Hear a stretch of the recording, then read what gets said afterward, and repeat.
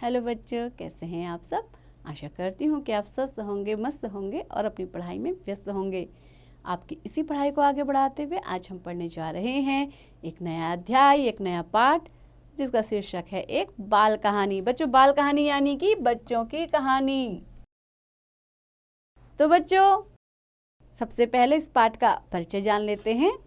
जैनेन्द्र कुमार के कथा साहित्य की प्रमुख विशेषता उसमें दर्शन और मनोविज्ञान का समावेश है। समावेश यानी कि आपको उनके साहित्य में दर्शन भी दिखाई देगा और मनोविज्ञान भी। इनकी कहानी का प्रत्येक पात्र एक विशिष्ट व्यक्तित्व लिए रहता है। कथोपकथन के माध्यम से, कथोपकथन क्या होता है बच्चों? जो कथा में क्या आते हैं, संवाद के समय में कथन आते हैं, जो वाक्य कहे जाते हैं, उसके माध्यम से जीवन के सत्य का उद्घाटन करना है। पात्रों के कथन सूत्र रूप में है तथा उद्देश्य निष्ठ है। उद्देश्य निष्ठ होना यानी कि उनका कुछ ना कुछ उद्देश्य होता है, यानी कि आपको कुछ ना कुछ शिक्षा देने की कोशिश या प्रयास इसमें किया गया है। तो आइए शुरू करते हैं, आप लोग ध्यान से सुनिएगा। मौन मुग्ध संध्या स्मित प्रकाश से हंस रही थी। कौन हंस रही थी? संध्या। किससे? मौन मुग्ध संध्या। मौन यानी कि जो क्या थी? चुपचाप थी। मुग्ध यानी दूसरे पर मोहित थी। स्मित प्रकाश से हंस रही थी, यानी कि जो लगातार हल्का प्रकाश आ रहा था उसमें ऐसा लग रहा था मानो हंस रही है।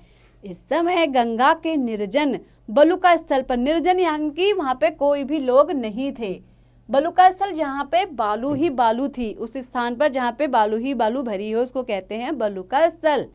वहां पर एक बालक और एक बालिका अपने को और सारे विश्व को भूल गंगा तट के बालू और पानी को अपना एकमात्र आत्मीय बना उनसे खेल रहे थे। प्रकृति इन निर्दोष परमात्म खंडों को निस्तब्ध और निर्निमेष निहार रही थी। प्रकृति यानी कि जो कुदरत है वो क्या कर रही थी? निर्दोष यानी कि जिनका दोष नहीं होता है। परमात्म खंड यानी कि उस परमात्मा के अंश को। कौन? वो जो दो बच्चे थे वो क्या थे? परमात्मा के अंश थे, निर्दोष। निस्तब्ध और निर्निमेष निहार रही थी, यानी कि बिल्कुल शांति के साथ लगातार उनको देख रही थी। बालक कहीं से एक लकड़ी लाकर तट के जल को छप छप उछाल रहा था। पानी मानो चोट खाकर भी बालक से मित्रता जोड़ने के लिए विवल हो उछल रहा था।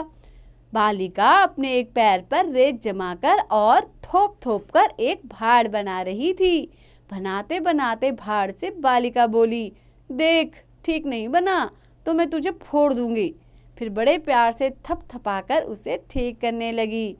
सोचती चाहती थी इसके ऊपर मैं एक कुटी बनाऊंगी, वह मेरी कुटी होगी। और मनोहर? नहीं, वह कुटी में नहीं रहेगा, बाहर खड़ा खड़ा भाड़ में पत्ते झोंकेगा। जब वह हार जाएगा, बहुत कहेगा, तब मैं फिर उसे अपनी कुटी के भीतर ले लूंगी।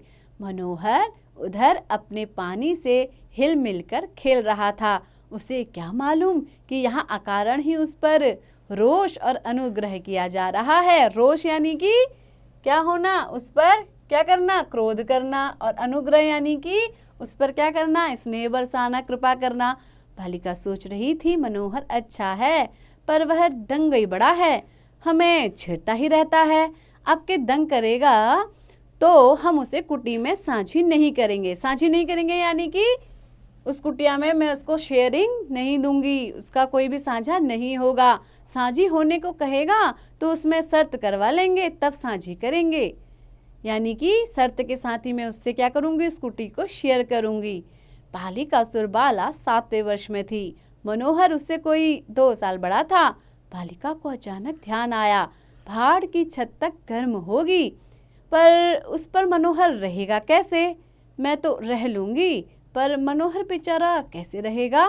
फिर सोचा उससे मैं कह दूंगी, भाई छत बहुत तप रही है, तुम जलोगे, तुम मत आओ।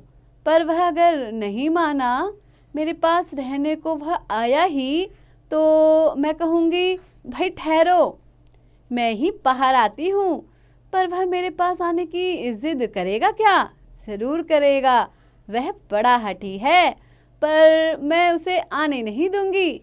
बेचारा तपेगा भला कुछ ठीक है? ज़्यादा करेगा तो मैं धक्का दूंगी और कहूंगी, अरे जल जाएगा मूर्ख। यह सोचने पर उसे बड़ा मजा सा आया, पर उसका मुंह सूख गया।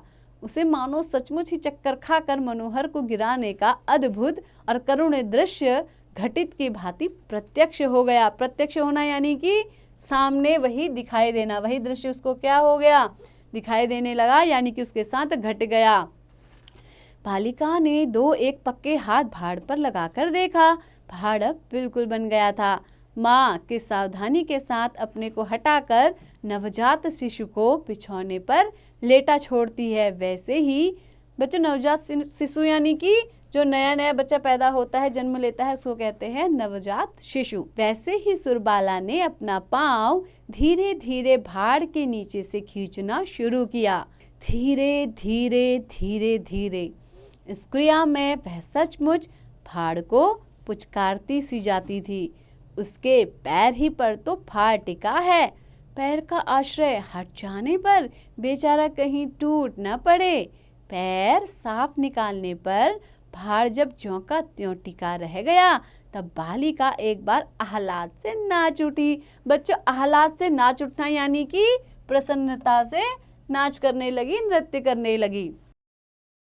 बालिका एक बार ही बेवकूफ मनोहर को इस अलौकिक कारीगरी वाले भाड़ के दर्शन करने के लिए दौड़कर खींच लाने को उद्यत हो गई। मूर्ख लड़का पानी से उलझ रहा है, यहाँ कैसी जबरदस्त कारगुजारी हुई है, उसे नहीं देखता। ऐसा पक्का भाड़ उसने कहीं देखा भी है, पर सोचा अभी नहीं, पहले कुटी तो बना लूं। यह सोचकर बालिका ने रेत की एक चुटकी ली और बहुत धीरे से भाड़ के सिर पर छोड़ दी। फिर दूसरी, फिर तीसरी, फिर चौथी, इस प्रकार 4 चुटकी रेत धीरे धीरे छोड़कर सुरबाला ने भाड़ के सिर पर अपनी कुटी तैयार कर ली। वह उस उजड्ड मनोहर को इस अपूर्व स्थापत्य का दर्शन कराएगी। उजड्ड यानी कि जो बहुत ही ज्यादा क्या करते हैं, शैतानी करते हैं, उनको कहते हैं उजड्ड। और अपूर्व जो इससे पहले न हुआ हो ऐसा स्थापत्य यानी कि बनावट। तो जो पहले न बनी हो ऐसी बनावट का दर्शन वो किसको कराएगी, मनोहर को। पर अभी जरा देख तो लें।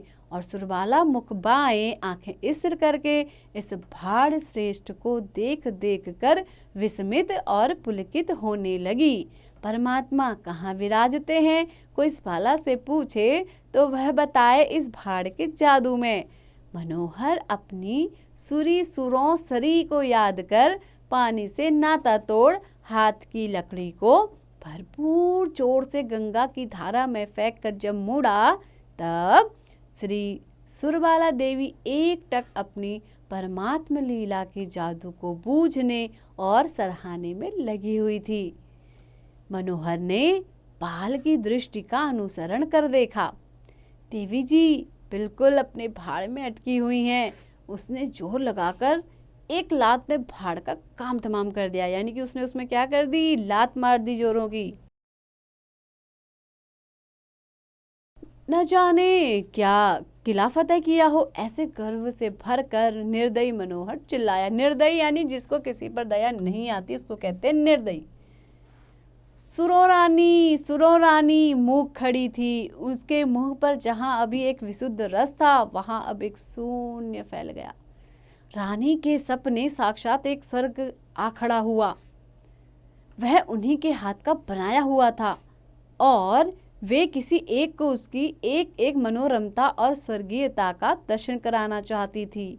हाँ, अतः वही व्यक्ति आया और उसने अपनी लात से उसे तोड़ फोड़ डाला। रानी बड़ी व्यथा से भर गई। हमारे विद्वान पाठकों में से कोई होता तो उन मूर्खों को समझाता, संसार क्षण भंगुर है, इसमें दुख क्या और सुख क्या, जो जिससे बना है उसे उसी में लय हो जाना है। इसमें शोक और उद्वेग की क्या बात है।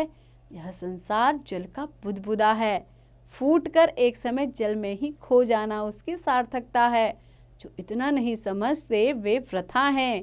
अरे मूर्खा लड़की, तू समझ, सब ब्रह्मांड ब्रह्मामय है, उसी में लीन हो जाने के अर्थ है।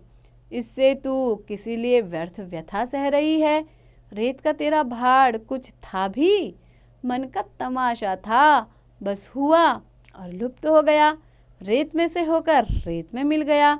इस पर खेद मत कर, इससे शिक्षा ले।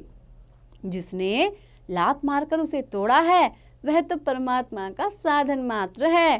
परमात्मा तुझे गंभीर शिक्षा देना चाहते हैं। लड़की, तू मूर्ख क्यों बनती है? परमात्मा की शिक्षा को समझ और उस द्वारा उन तक पहुंचने का प्रयास कर, आदि आदि। पर बेचारी बालिका का दुर्भाग्य, कोई विज्ञ धीमान पंडित तत्वोपदेश के लिए उस गंगा तट पर नहीं पहुंच सके। बच्चों, विज्ञ धीमान पंडित यानी कि जो क्या हो, बहुत ज्यादा जानकार हो, ऐसे पंडित जो तत्व का उपदेश देते हो, वहां पर वो गंगा तट पर उपस्थित नहीं हो पाए थे कोई भी। हमें तो यह भी संदेह है कि सूर्य एकदम इतनी जड़मूर्खा है कि यदि कोई परोपकारर पंडित परमात्मा निर्देश से वहां पहुंचकर उपदेश देने भी लगते तो वह उनकी बातों को समझती तो क्या, सुनती तक नहीं। शायद मुंह तो वहां निर्बुद्धि सठ मनोहर के सिवा कोई नहीं है, और मनोहर विश्व तत्व की एक भी बात नहीं जानता। उसका मन जाने कैसा हो रहा है, कोई जैसे उसे भीतर ही भीतर महसूस कर निचोड़े डाल रहा है। लेकिन उसने बनकर कहा, सुरो, दुत पगली, रूठती है। सुरबाला वैसे ही खड़ी रही। सुरी, रूठती क्यों है? बाला तनिक न हिली। सुरी, सुरी, ओ सुरी। अब बनना न हो सका। मनोहर की आवाज हठात कंपी सी निकली। सुरबाला अब और मुंह फेर कर खड़ी हो गई। स्वर के इस कंपन का सामना शायद उससे न हो सका। सुरी, ओ सुरिया, मैं मनोहर हूँ, मनोहर, मुझे मारती नहीं। यह मनोहर ने उसके पीठ पीछे से कहा, और ऐसे जैसे वह यह प्रकट करना चाहता है कि वह रो नहीं रहा है। हम नहीं बोलते। बालिका से बोले बिना रहा न गया। उसका भाड़ शायद शून्य में विलीन हो गया। उसका स्थान और बाला की सारी दुनिया का स्थान कांपती हुई मनोहर की आवाज ने ले लिया। मनोहर ने बड़ा बल लगाकर कहा, सुरी, मनोहर तेरे पीछे खड़ा है, वह बड़ा दुष्ट है, बोल मत। पर उस पर रेत क्यों नहीं फेंक देती, मार क्यों नहीं देती? उसे एक थप्पड़ लगा, वह अब कभी कसूर नहीं करेगा। बाला ने कड़क कर कहा, चुप रहो जी। चुप रहता हूँ, पर मुझे देखोगी भी नहीं? नहीं देखती। अच्छा, मत देखो, मत ही देखो। मैं अब कभी सामने ना आऊँगा, मैं इसी लायक हूँ। कह दिया तुमसे, चुप रहो, हम नहीं बोलते। बालिका में व्यथा और क्रोध कभी का खत्म हो चुका था। वह तो पिघल कर बह चुका था। यह कुछ और ही भाव था। यह एक उल्लास था जो ब्याज कोप का रूप धर रहा था। दूसरे शब्दों में यह स्त्रीत्व था। बच्चों, स्त्रीत्व यानी कि स्त्री का तत्व, यानी कि क्या, स्त्री होने का भाव। मनोहर बोला, लो सूरी, मैं नहीं बोलता, मैं बैठ जाता हूँ, यहीं बैठा रहूंगा। तुम जब तक न कहोगी न उठूंगा न बोलूंगा। मनोहर चुप बैठ गया। कुछ क्षण बाद हार कर सुरबाला बोली, हमारा भाड़ क्यों तोड़ा जी? हमारा भाड़ बना के दो। लो, अभी लो, हम वैसा ही लेंगे। वैसा ही लो, उससे भी अच्छा। उस पे हमारी कुटी थी, उस पे धुएं का रास्ता था। हम नहीं बनाएंगे। तुमने क्यों तोड़ा?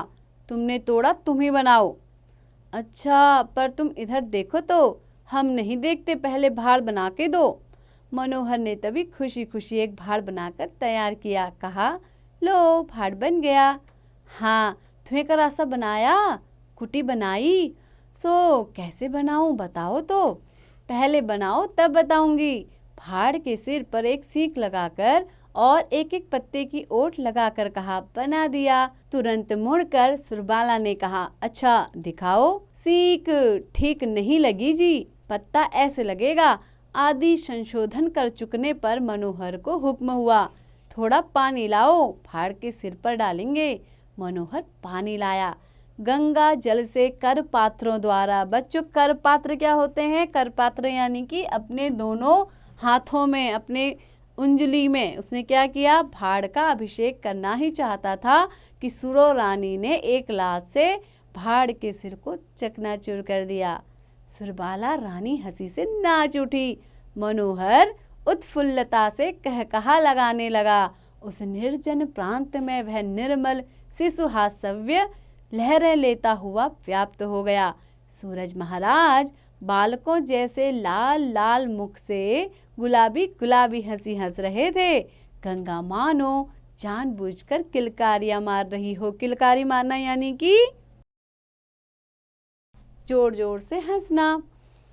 और वे लंबे ऊंचे ऊंचे दिग्गज पेड़ दार्शनिक पंडितों की भांति सब हास्य की सार शून्यता पर मानो मन ही मन गंभीर तत्वालोचन कर हंसी में भूले हुए मूर्ख को थोड़ी सी दया बख्शाना चाह रहे थे।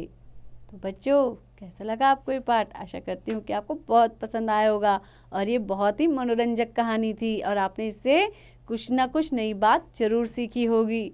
तो बच्चों, ऐसे ही पढ़ते रहिए, आगे बढ़ते रहिए और हाँ, इसका अभ्यास भी जरूर कीजिए।